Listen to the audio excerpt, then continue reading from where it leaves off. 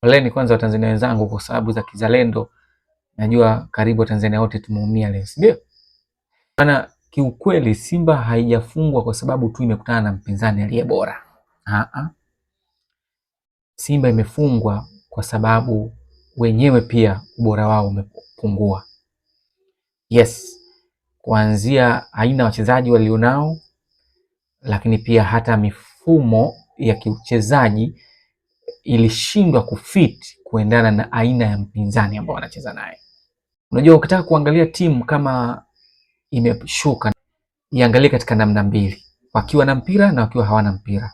Wakiwa na mpira ni kwa kiasi gani wako na usahihi wa namna wanavyopigiana pasi wenyewe kwa wenyewe, ni kwa kiasi gani wanajipanga katika nafasi nzuri za kupeana pasi wenyewe kwa wenyewe hata wakiwa katika maeneo ambayo yako free, lakini pia ni kwa kiasi gani wana uwezo wa kumdetect mpinzani, kujua saizi atakuwa wapi, mimi nifanye nini, nani akimbie wapi, nani asimame wapi, mpira ukae wapi, ili wavutike wapi, kisha mpira uende wapi. Ambao hilo linaweza kutokana na mifumo, lakini pia na uwezo wa mchezaji mmoja mmoja, ila pia namna gani ambavyo mnafanya mikimbio yenu na dribbling zenu zinavyokuwa na uhakika na kufika katika maeneo husika.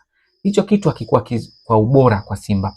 Naweza kukwambia kwenye mechi hii, anzia pasi ambazo kipa anaanzisha nyuma, wanapigana wenyewe mpaka wanafika golini. Niambie ni muda gani Simba alifikisha pasi hata 15 tu?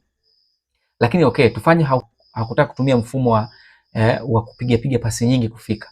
Ni mara ngapi Simba wamekuonesha exactly ya kwamba wanatumia mfumo gani? Kama either ni counter attacks za uhakika ama wanatumia mfumo wa kupiga pasi fupi fupi. Kuna kitu hakiko vizuri, na ukumbuke ni mara 4 mfululizo Simba wanashindwa kupata ushindi katika uwanja wa Benjamin Mkapa. Kwa hiyo ile dhana ya kwa Mkapa atoki mtu ni kama ishaanza kufa hivi. Lakini namna pili ya kubaini timu iko vizuri ni namna ambavyo wanazuia na kuanzisha mashambulizi baada ya kuzuia.